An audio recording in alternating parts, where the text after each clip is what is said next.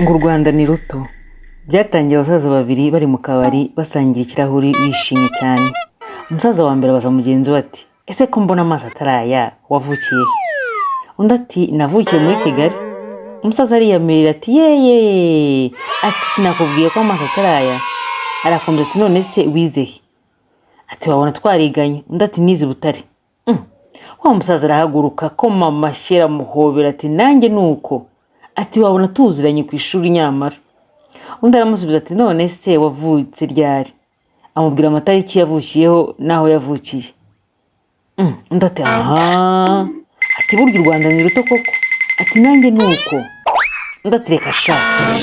Ati none se ufite ababyeyi? Undi ati wapi? Ati bitabye Imana kera hashize imyaka 20, ndi imfubyi. Undi nawe ati vugisha ukuri, uzi ko nanjye ari uko? Barakomeza baraganira bagacishamo bagahaguruka bagahoberana, ubwo niko basoma no ku kirahuri.